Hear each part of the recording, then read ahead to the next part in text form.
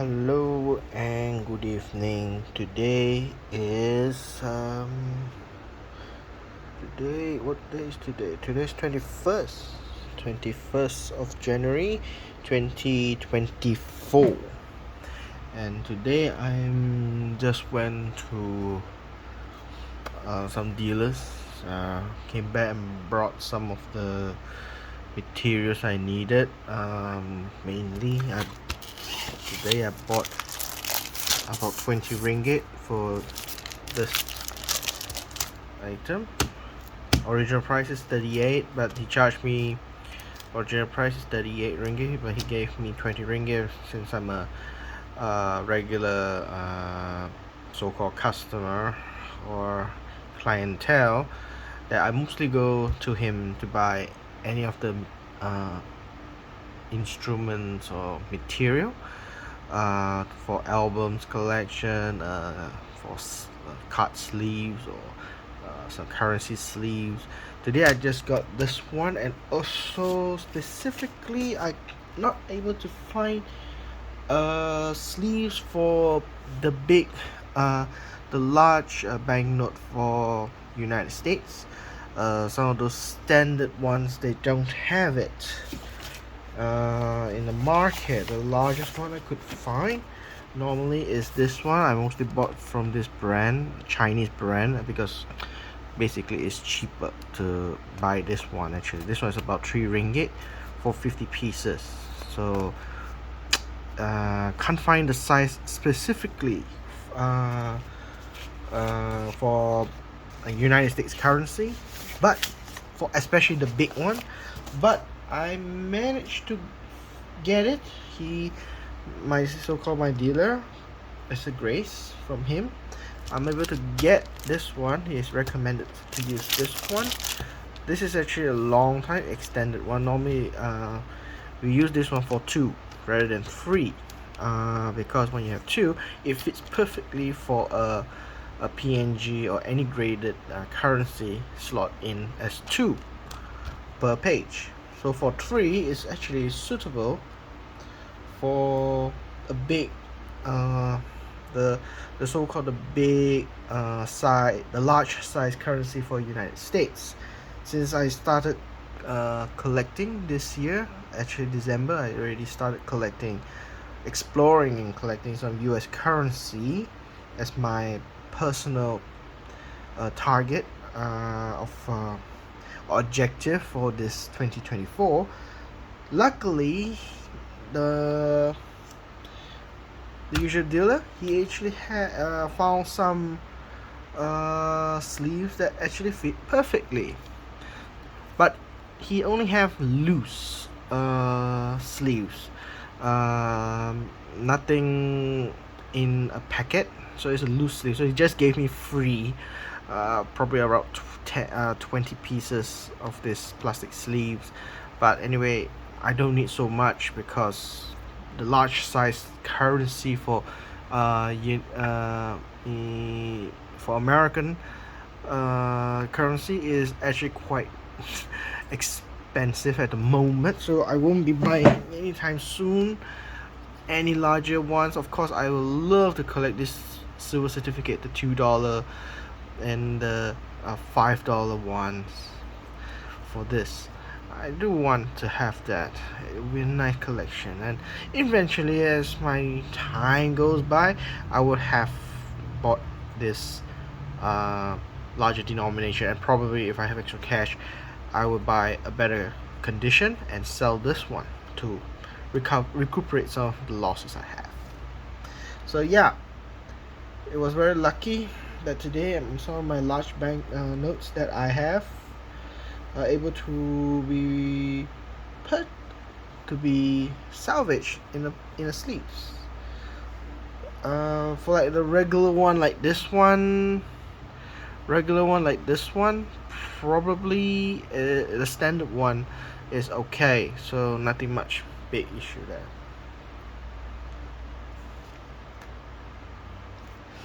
Yeah, as you all know, most of the time I go to the auction at Cat's auction. I just recently got into this auction. Sometimes it has a good one, sometimes it doesn't. Compared to other auction houses that I participate, mostly in local Malaysian ones, they don't have specific notes that I want to have. There is a UK one that I tend to go, or even if I'm looking for Japanese, there's a Ginza auction one. But uh, I don't find any things that I want that is within my range of price. But sometimes cats do have that range. They have recently new auction house, so they are, I consider as a newbie auction house. So I'm more concerned is whether they're genuine auction house, whether they auction out something and then you get something that is different, because when you buy things in online there is risk, especially like eBay and so forth. There are risks buying things online that you can't see the merchandise in your hand with your own eyes itself, especially currency where you're dealing a high value currency or rare currency or banknotes that has a extreme high value uh, uh, cost or purchase price. So you want to see it yourself. You're not gonna buy gold or diamonds through online without seeing it or the condition of it. So yeah, onto that. So today I'm going to make it very fast. To make it very fast to see see it. So today I went to the auction. I just bought some few regular cheap notes. These are all just only about 3 ringgit each. I bought this one. I don't have Ethiopia, but I would like to have one in my collection, just to Ethiopia, just to diversify that I have few banknotes, things that I have. But my nature is, if once I have that series, I tend to try to buy, collect or purchase those banknotes within that series so that I have a complete set. So the higher the denomination goes on, the more expensive it would be, and those are the desire of my objective. Once you collect that, I gotta have one set, at least that series. So like for this series, I gotta have the bigger denomination and complete the whole set from the lowest denomination to the highest denomination. That's my nature. But on the other hand, sometimes doing that takes time, and there is a risk of quality versus quantity. Sometimes I want to diversify my so-called collection or portfolio of collections, so that I have every country in the world, how it looks like on that year. For example, this one, the National Bank of Ethiopia, this is printed in from 1998 to 2006 series. This is from 2000 printed to 2008 series. I don't know why it is overlap here from 2006 and 2000 here. I just recently bought it, time to study about it, then I know the answer. But that's the joy of having banknotes as a hobby, to find out why it is and enjoy it. On the day when I bought it, when I look at it, I love it, I like it. It looks like it really represents the country's symbol. I know this is the lion. This is a symbol of the so-called the Emperor of Ethiopia, which no longer exists. It's already no longer is already passed on. But the so-called the lion throne was a symbol of the monarch, and today it become a symbol of the country, the lion head. As far as I know about Ethiopia. And of course they are mostly Coptic, if I'm not mistaken. They are not an Orthodox Christians, they are Coptic uh, Christians, if I'm not mistaken. Not much I know about this country, but yeah, they have nature behind, which is quite alright for me. But the front is the one that I love, actually. They have the English so that foreigners know, and of course Ethiopia was once collaborate and work very closely with the British, so they mainly would have English. Compared to countries in the west side of Africa, they use French. So they will have their own native language and French. Whereas some countries, they have collaboration or former colony of the British or the British, they will have English on there. So Ethiopia has two languages, their own language and the English. So it makes it even easier to read. So this is actually one beer. One beer is their currency. Symbol is beer, which is very interesting. I like the motif of showing people. So yeah, this is one I bought. This each of them I bought for only 3 ringgit. That's about an 80 US cent.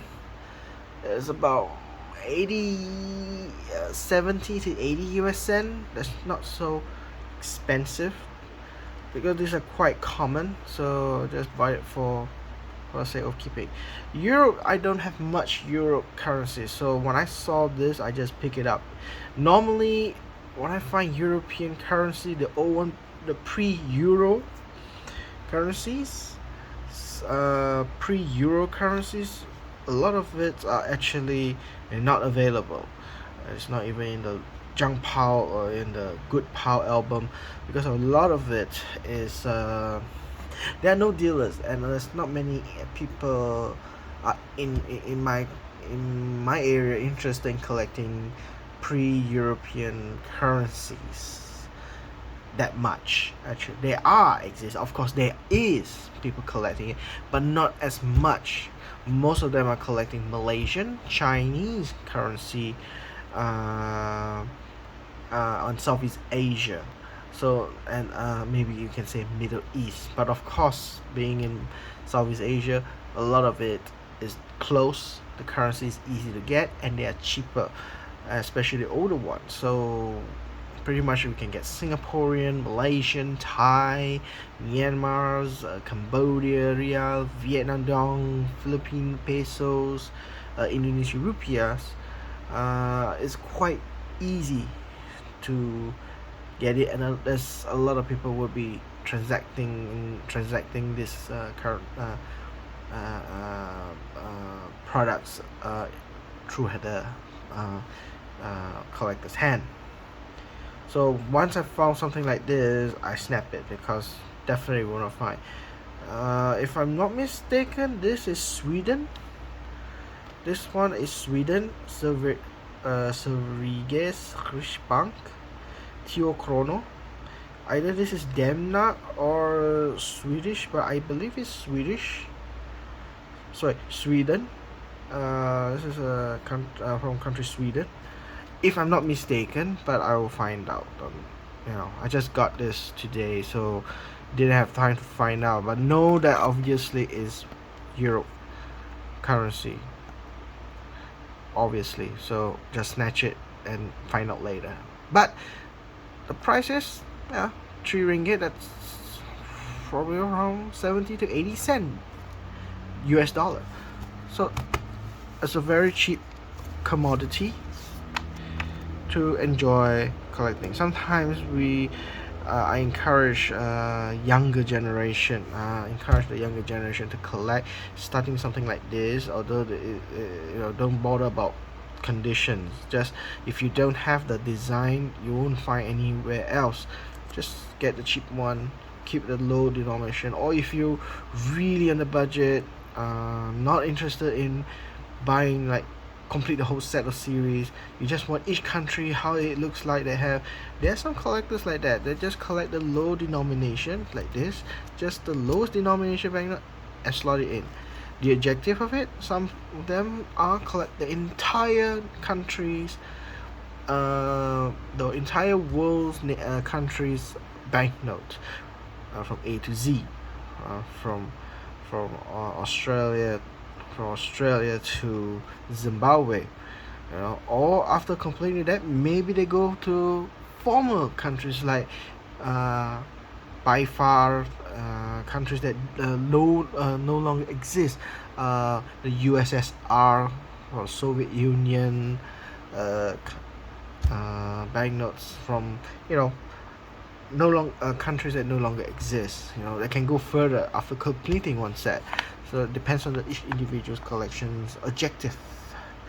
Okay, today I'm going to go through very quick on my archive. Continuing from the first video, This is the album. From the first video, as I would say, I would need to adjust this camera so that I can see the album and my collection.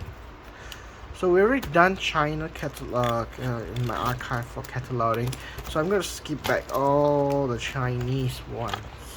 I'm gonna skip all the Chinese ones and just get into the next phase of collection. I want this moment. Yep. There we go. Alright. This is a commemorative one. It's very short, not much. So for me, in my album I don't have much Hong Kong dollars, but I got it from my so-called my father's family's close friends since I was a kid. They live in Hong Kong and they gave me some of the notes. This was considered the first issue of a government banknote. You see, in Hong Kong, banknotes in Hong Kong is a bit unique compared to the other world. The other worlds will have centralized banks produce, manufacture, and distribute all the banknotes to the commercial banks.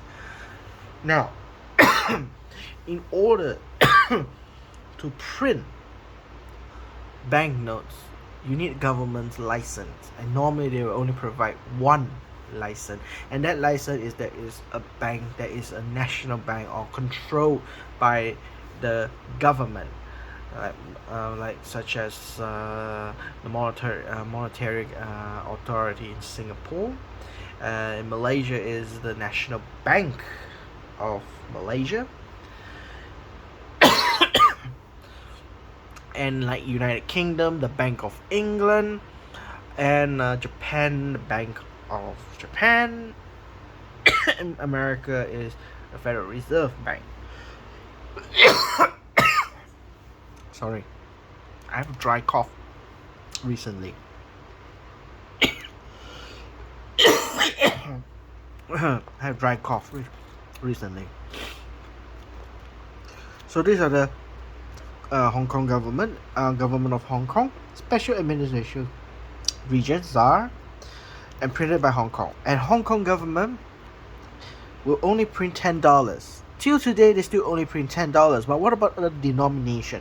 Hong Kong actually given the major commercial banks. There are only 3 commercial banks that are permitted to print their banknotes. The HSBC, Hong Kong and Shanghai banking. I don't remember C. I think chart. If I'm not forgotten that. HSBC is one. Number 2 is Standard Chartered Bank, and number 3 is Bank of China. All 3 of them have the license to print the banknote, and uniquely, they are the only banknotes in the world where the commercial banks that we know it in our own countries, they are considered as commercial bank. Their banknotes have the symbol. If you know the HSBC symbol bank, the symbol of HSBC, the bank, they will print their logo or the company's the bank logo onto the banknote. Very interesting. Including HSBC will print on it, Bank of China will print on it, and Standard Chartered will print on it. And of course, the newer banknotes, they will have a certain pattern they must follow as a condition, like the color coding. They need to follow the color coding. So if it's 10, so if they print $20, they have to follow. All 3 banks have to follow the same color they use, because it's easy for the people to use by knowing the banknote color. And then we have the $50 is the purple color. All 3 needs to use purple. The 100 Hong Kong dollar is red color. So all 3 needs to use red color. They can't use different colors. And then the design pattern they have to have a standard also. They can choose any kind of patterns. If you see the modern notes of Hong Kong, especially at the back, talking about culture, landscape, they have a certain degree they must follow and comply as part like a concept, so that there is a standardization. But the unique thing is there are three different banks. Every year they will print, and to collect Hong Kong banknotes, you not only collect one series, you have to collect, if you collect one series of one bank, you got to collect the other two. So some people a bit more taxing, that they need to collect not only one set, they have to collect three sets plus one Hong Kong government of Hong Kong. So all these three that I have in possession, they are there's a first print. The 1st of July 2002 was the first time the government of Hong Kong start printing their own banknote, only $10, replacing the $10 coin. Then subsequently they started to use polymer. So the only polymers that I have is like 1st of January 2012 and 1st of January 2014. Now this one, sorry if the light is too glary. The light's too glary. Okay. This note is considered a replacement note. Now in America, they use star notes, but most of the British colonies, most of the former British colonies or the members of the Commonwealth countries, and most of other countries also, they will use the last alphabet Z. So this actually starts with Z. Is a replacement note. It's a replacement note. What is a replacement note is they have a defect when they print out. Certain banknotes have defects, is not suitable for public use. They have to withdraw that one and then replace one to balance the book account, because they have values, money value of course. So they need to balance the book account by replacing one. So they have already print a batch in the record for Z, with a Z, so-called a replacement note, by slipping one into the stack. So sometimes if people who buy 100 pieces or one stack of it, 100 pieces, one banknote, they are all sequential numbers, and they have sometimes they have one or two banknotes that are not a sequential number because they are replacement notes. Sometimes you do have that, you can find it. Okay, so for Hong Kong, that's all I have in my album. Actually, I do have it in a loose items, but I will go through that much more later. I want to clear all my archive of in my album. Then I will go through the loose one that I haven't put into my album, which is quite a number of Hong Kong banknotes that I have from HSBC, from Bank of China, and also from Standard Chartered. So it's not just this only, my bank note collection for Hong Kong. That's not just it, but this is just all I have for printed by the government of Hong Kong, issued by government.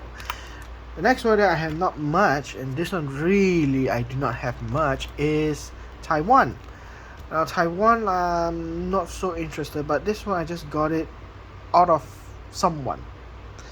Rarely I buy Taiwan. Even if I see Taiwan dollars, I avoid buying it. Not just because it's not because I don't like the country of Taiwan, although whether they're country or their province, that's political, I don't really bother. But they have their own self-governing system. They're able to print their own banknotes.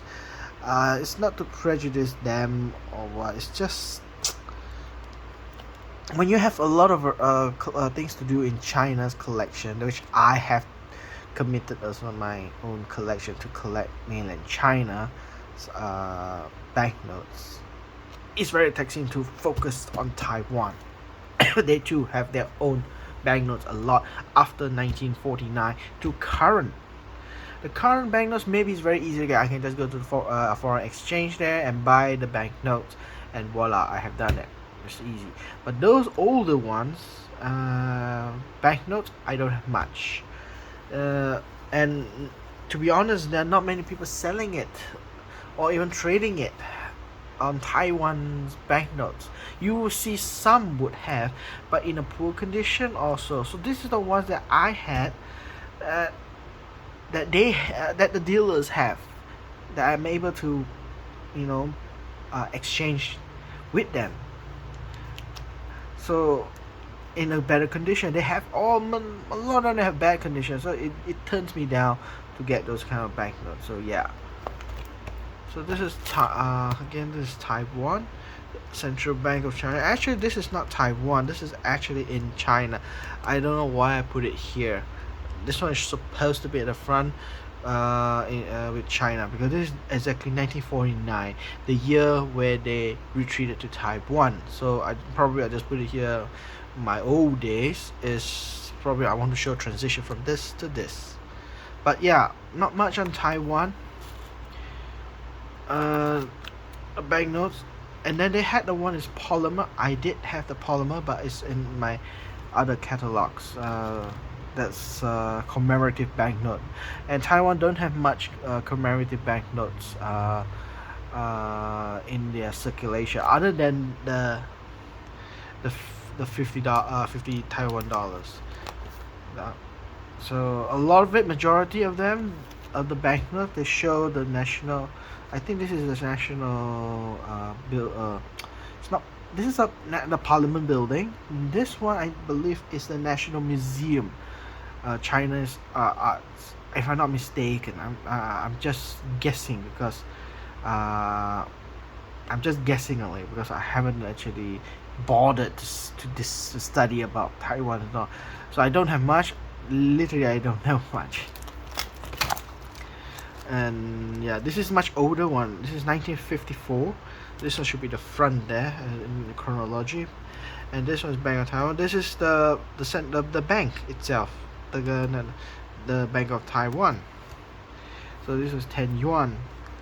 After they like to do the vertical one in the early days. Then subsequently they changed the modern one to this one. So yeah, that's about it for today. Very short, simple to talk about. What I'm about to do is actually put my American banknotes that I have got